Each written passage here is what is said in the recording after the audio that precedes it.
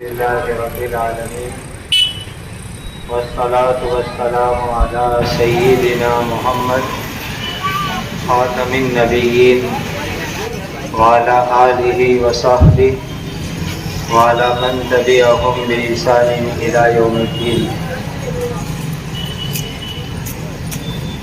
मुल्क की, देश की आज़ादी के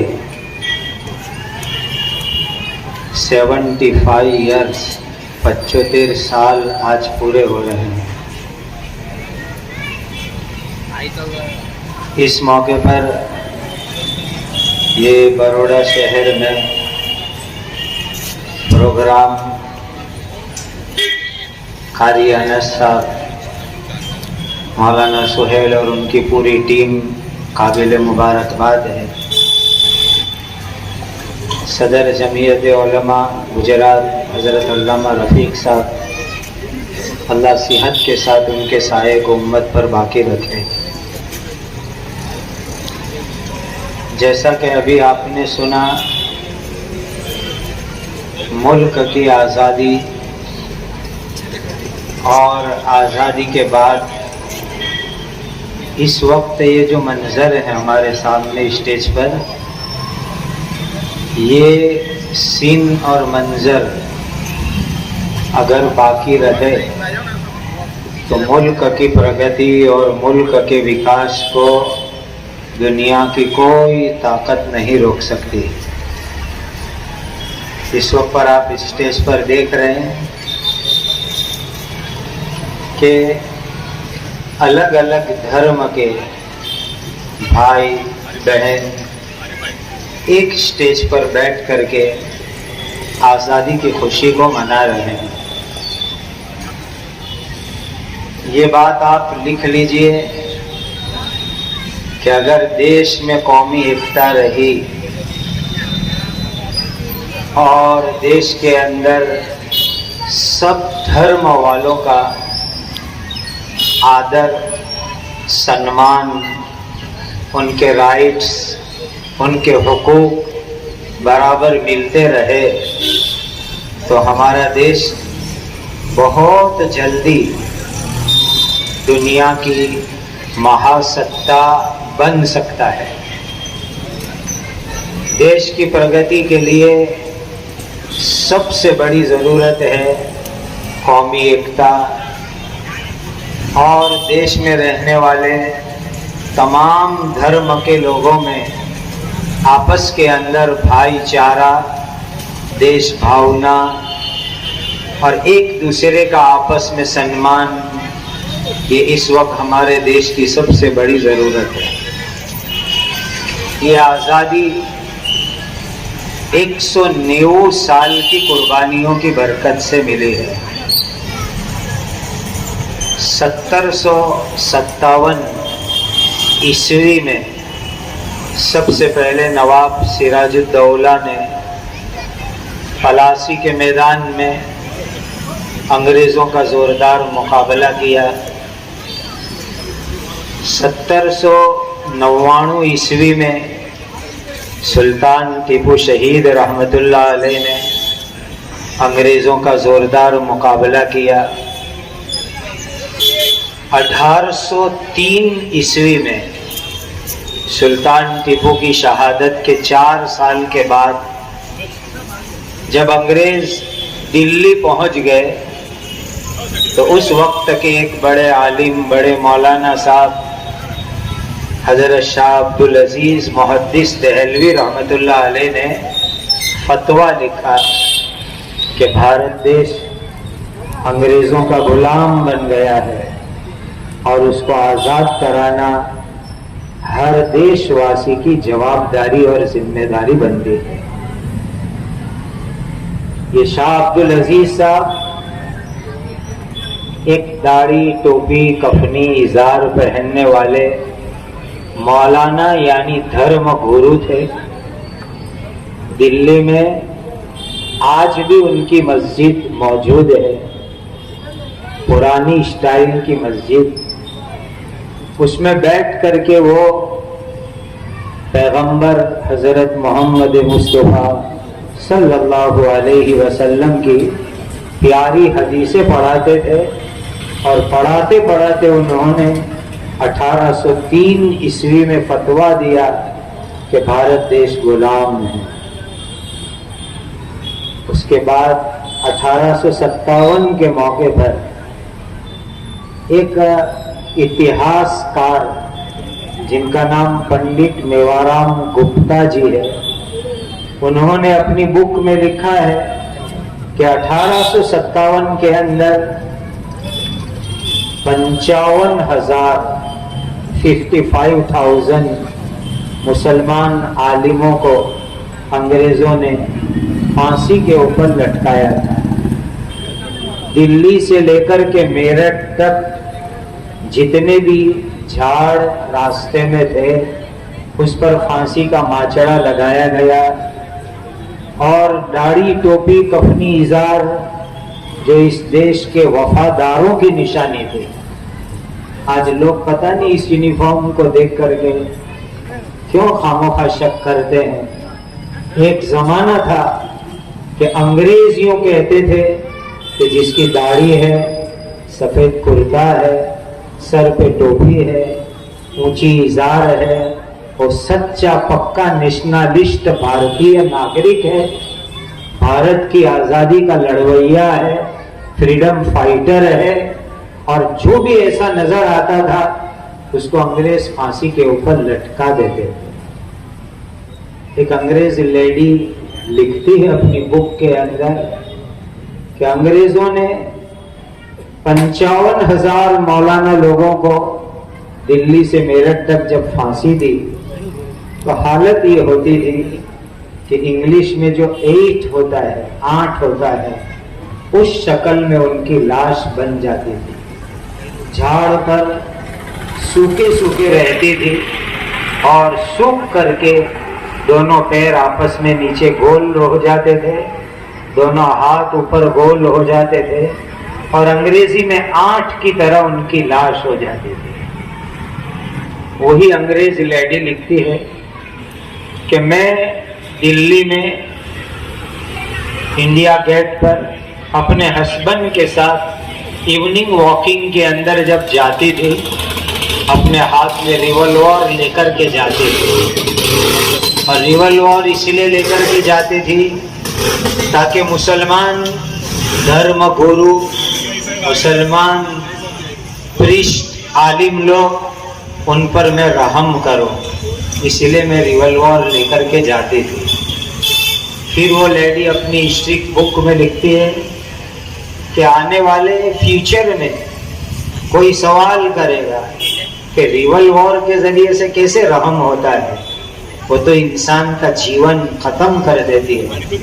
वो लेडी लिखती है कि 1857 ईस्वी के अंदर जिन मुस्लिम धर्म गुरुओं ने, प्रीस्ट और मौलाना लोगों ने अंग्रेजों के खिलाफ बड़वा किया, बगावत की, विप्लव किया, उन आलिमों के पेट को अंग्रेज लोग चीरते थे, जिंदा चीरते थे और गरम गरम तांबा और पीतल उनके पेट के अंदर भर देते थे और उनको जमीन के ऊपर ऐसे ही तड़पता हुआ छोड़ देते थे। ये अंग्रेज लेडी लिखती है। वो भूखे प्यासे गर्मी में दिल्ली इंडिया गेट के ऊपर तड़पते हुए होते थे, सैकड़ों की संख्या में। मैं रिवॉल्वर लेकर के जाती थी, उनको गोली मार देती थी ताकि बेचारा वो तकलीफ से छुटकारा पा जाए। इस तरह मैं उनके ऊपर रहम करती थी। ये खुद अंग्रेजों के डॉक्यूमेंट से मैं आपको रेफरेंस देकर के कह रहा हूं कि 55,000 उलमाए किराम, मुस्लिम पृष्ठ धर्म गुरुओं को अंग्रेजों ने 1857 के अंदर फांसी के ऊपर लटकाया था। और पंडित मेवाराम जी गुप्ता लिखते हैं कि 5 लाख मुसलमानों को अंग्रेजों ने कत्ल किया था इस देश की आजादी के वास्ते। आगे आपको सुनाऊं, 1866 के अंदर देवबंद का मदरसा कायम हुआ। ये देवबंद का मदरसा ये जो कायम हुआ, उसको शुरू करने में बहुत सारे मकसद थे, उसके उद्देश्य थे कि देवबंद मदरसा क्यों शुरू किया जा रहा है। देवबंद मदरसे की हिस्ट्री छपी हुई है, देख लीजिए। उसमें लिखा हुआ है कि 1866 के अंदर देवबंद का जो मदरसा कायम हुआ, उसका reason, one of the reason ये था कि भारत की आज़ादी के लिए यहाँ शूरवीरों को तैयार किया जाएगा, जो इस मदरसे में रह कर के आज़ादी के लिए, देश के लिए जान की कुर्बानी देने के लिए यहाँ उनको ट्रेन किया जाएगा, तैयार किया जाएगा और वो देश की आज़ादी के लिए जान देंगे।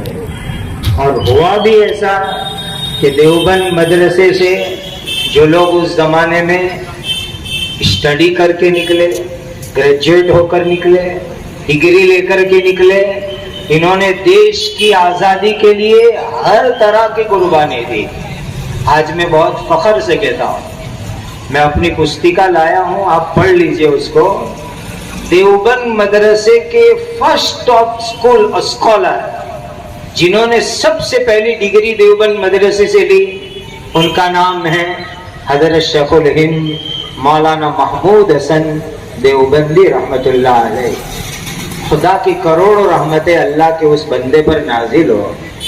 उन्होंने देश की आज़ादी के लिए सिल्क पेपर मूवमेंट चलाई थी, रेशमी रुमाल चरवड़ चलाई थी, और 1916 में 1916 के अंदर गद्दारों ने उनकी उस मूवमेंट को अंग्रेजों को जासूसी कर दी, और 1917 में 1917 के अंदर हजरत शेखुल हिंद को अंग्रेजों ने पकड़ा, और पकड़ करके भारत से हजारों माइल दूर यूरोप में एक आयरलैंड है, टापू है, माल्टा में ले जा करके हजरत को कैद के अंदर डाला। ये 1917 की मैं बात कर रहा हूं। मैं आज बहुत यकीन से कहता हूं कि देश की आजादी के लिए हजारों किलोमीटर अगर किसी को दूर ले जाकर जेल में डाला गया हो, तो देवबंद के पहले स्कॉलर हजरत शेखुल हिंद मौलाना महमूद हसन देवबंदी रहमतुल्लाह अलैह थे। 3.5 साल माल्टा की जेल के अंदर रहे, फिर अंग्रेजों ने उनको छोड़ा, तो 1920 के अंदर ये छूट करके भारत आए, और उसी साल में हजरत का इंतकाल हो गया। मैं भारत सरकार को मुबारकबादी देता हूं कि 1916 में हजरत शेखुल हिंद रहमतुल्लाह अलैह की जो ये चळवळ चली थी, सिल्क पेपर मूवमेंट आजादी के लिए, जब उसके 100 साल पूरे हुए, तो हमारी भारत सरकार के टपाल खाते इन्होंने हजरत की याद में टिकट भी बार पाए, 5 रुपए की टिकट शायद। आपको मालूम न हो तो जान लीजिए, हजरत की इस मोमेंट के जब 100 साल पूरे हुए, तो भारत सरकार ने 5 रुपए की टिकट आपकी इस मोमेंट और चळवळ की यादगिरी में शाया की। जब मौलाना महमूद हसन देवबंदी माल्टा की जेल में थे, तो उनके साथ उनके स्टूडेंट, वो भी देवबंद से डिग्री लिए हुए थे, हजरत शेखुल इस्लाम मौलाना सैयद हुसैन अहमद मदनी रहमतुल्लाह अलैह, जो सच्चे आले रसूल थे, वो भी जेल में थे। उनकी याद में भी भारत सरकार ने 5 रुपए की टपाल टिकट बाहर पाड़ी। ये वो आजादी के हीरो थे जिन्होंने एक तरफ धर्म की सेवा की, तो साथ साथ में देश और मुल्क की भी सेवा की। आज हम खुशी से ये बात कहते हैं। 1919 में 1919 में जमीयत उलमाए हिंद कायम हुई, और उसको इसीलिए कायम किया गया ताकि मुल्क की आजादी के अंदर खूब आगे बढ़ करके एक प्लेटफॉर्म से हिस्सा ले गए। 1921 की बात सुन लो। मौलाना हुसैन अहमद मदनी ने फतवा दिया कि अंग्रेजों की फौज में भर्ती करना हराम है। ये ललकार लगाने वाले मौलाना हुसैन अहमद मदनी रहमतुल्लाह अलैह। और आज भी वो हॉल मौजूद है। अंग्रेज जज हाईकोर्ट के अंदर बैठा हुआ है। मौलाना मदनी के विरुद्ध के अंदर फरियाद है कि तुम ये कहते हो कि अंग्रेज की फौज में भर्ती करना हराम है। अदालत में खड़े हैं आरोपी बनकर के। देश प्रेम इसको कहते हैं, देश की मोहब्बत इसको कहते हैं।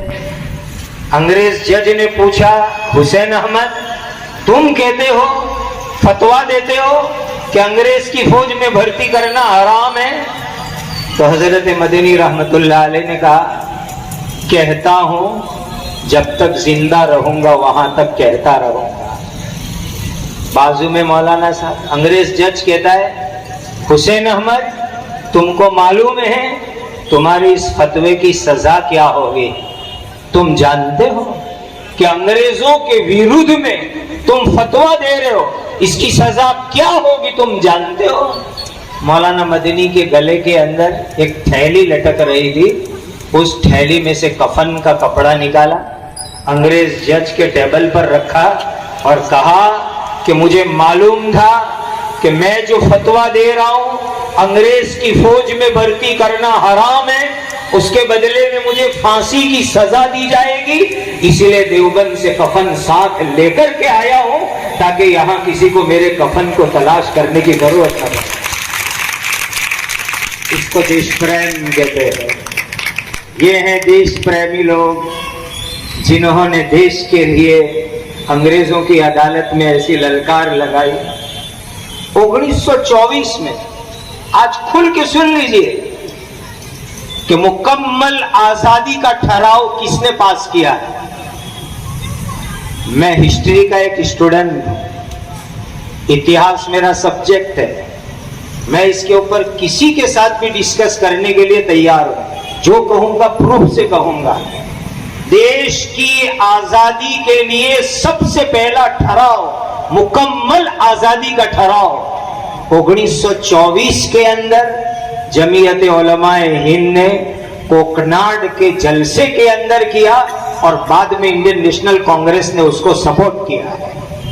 मुकम्मल आजादी का ठहराव सबसे पहले 1924 में जमीयत उलमाए हिंद ने किया है और बाद में महात्मा गांधी जी, सरदार वल्लभ भाई पटेल, इंडियन नेशनल कांग्रेस ने उसको सपोर्ट किया है। उसके बाद 1926 के अंदर 14 मार्च को कलकत्ता शहर के अंदर जमीयत उलमाए हिंद का अधिवेशन हुआ। तो उसमें दोबारा जमीयत उलमाए हिंद ने अंग्रेजों के सामने आवाज लगाई, हमें मुकम्मल आजादी चाहिए, हम मुकम्मल आजादी ले करके रहेंगे। आज हम बहुत फख्र से कहते हैं कि मुकम्मल आजादी की सबसे पहली मांगनी, मुतालबा अगर किया हो तो जमीयत उलमाए हिंद ने किया है और बाद में इंडियन नेशनल कांग्रेस ने उसको सपोर्ट किया है। आप जानते हैं 1925 के अंदर असहकार आंदोलन चला। असहकार आंदोलन 1925 में जब शुरू हुआ तो देश में 925 बड़े बड़े मुफ्तियों ने एक फतवा लिखा और उसके ऊपर 925 मुफ्तियों ने सिग्नेचर किए कि असहकार आंदोलन हमारे देश में पूरी ताकत के साथ चलाया जाए। असहकार आंदोलन चलाना, उसको सपोर्ट करना, देश भर के 925 उलमाए किराम ने यह काम किया है। आइए 1930 में महात्मा गांधी जी की दांडी कूच, मैं आगे जो कहने जा रहा हूं, गुजरात सरकार ने एक चौपड़ी छापी है महात्मा जी की दांडी कूच के ऊपर। गुजरात सरकार के साहित्य विभाग ने छापी है। पेज नंबर 254 से लेकर 256 खोल करके देख लो। उसके अंदर महात्मा गांधी जी जब दांडी चरवड़ को लेकर के नवसारी डिस्ट्रिक्ट के अंदर पहुंचे हैं, तो जिस यूनिवर्सिटी से मैं आता हूँ 116 साल पुरानी यूनिवर्सिटी है। हमारे करीब के अंदर एक धामण गांव है नवसारी जिले में, गांधी जी का रात वासा वहां था, रात को वहां रुके थे। तो उस वक्त के मदरसे के टीचर, मौलाना लोग, स्टूडेंट, तालिबे इल्म लोग, ये सब धामण गांधी जी को मिलने के लिए गए।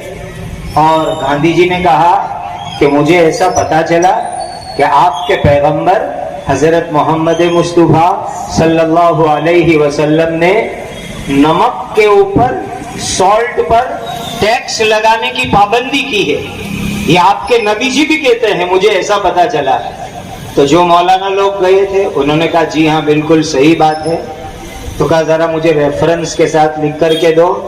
तो ये लोग आए मदरसे में, और आने के बाद इन्होंने मुलाकात की और इमामुल मुहद्दिसीन अल्लामा मोहम्मद अनवर शाह साहब कश्मीरी रहमतुल्लाह अलैह और जो है दूसरे लोगों ने वो रेफरेंस के साथ तैयारी की, और दूसरे दिन ले जा करके महात्मा गांधी जी को वो हदीस पेश की, जिसके जरिए से अंदर लिखा हुआ था कि नमक पर, सॉल्ट के ऊपर टैक्स लगाना ये इस्लामिक लॉ और शरीयत के अंदर गुनाह का काम है। जब वो हदीस महात्मा गांधी जी को पहुंची है तो दूसरे दिन नवसारी में दुधिया तड़ाव के मैदान में शाम को जाहिर सभा में महात्मा गांधी जी ने खुद कहा कि मुझे डाभेल के आलिमों ने बतलाया कि इस्लामी लॉ के एतबार से भी नमक और सॉल्ट के ऊपर टैक्स लगाना गुनाह है। और उन्होंने मुझे फतवा लिख करके भेजा, और जब उनका फतवा मुझे पहुंचा है तो गांधी जी के शब्द है कि मेरी चरवड़ को एक नई ताकत और नया जौम मिला है। और वो गुजरात सरकार की लिखी हुई बुक में से ये बात मैं कह रहा हूं। 1928 में वल्लभ भाई पटेल करमसद से आए और मेरी मातृभूमि बारडोली आए, और सरदार वल्लभ भाई को हम बारडोली वालों ने सरदार का विरोध दिया। और 1928 में सरदार वल्लभ भाई ने जब अंग्रेजों ने जो जमीन जब्त की थी उसके विरुद्ध के अंदर मूवमेंट चलाई, तो उस वक्त डाभेल मदरसे से एक फतवा गया जिसने सरदार वल्लभ भाई को सपोर्ट किया। बारडोली के पाटीदार समाज ने वो फतवा लिया, और आज तक बारडोली स्वराज आश्रम के अंदर वो फतवा जैसे का वैसा मौजूद है। ये इतिहास की सच्चाई और हकीकत है। आखिर में 1942 की बात कर दो, 1942 की, कि 1942 के अंदर जब भारत छोड़ो क्वाइट इंडिया तहरीक चली तो उसमें आगे आगे मौलाना हिफ्जुर रहमान साहब सिहारवी, मौलाना हुसैन अहमद मदनी, मौलाना सैयद अबुल कलाम आज़ाद, ये लोग आगे आगे थे भारत छोड़ो तहरीक के मौके के ऊपर। और कभी चांस मिले और टाइम मिले तो बैठकर सुन लेना कि जिस वक्त के ऊपर एक दो शब्दों में कह जाऊं, आपको रिसर्च की दावत दे करके जाऊं कि 1947 के अंदर जब देश की आजादी हो रही थी और कुछ लोग पार्टीशन की बातें कर रहे थे कि देश के टुकड़े होने चाहिए, तो देश के पार्टीशन का विरोध अगर किसी ने किया था तो वो जमीयत उलमाए हिंद ने किया था। जमीयत उलमाए हिंद वो तंजीम और संस्था है कि जिसने देश के पार्टीशन को, देश के टुकड़े को कभी मंजूर नहीं किया, कभी कबूल नहीं किया।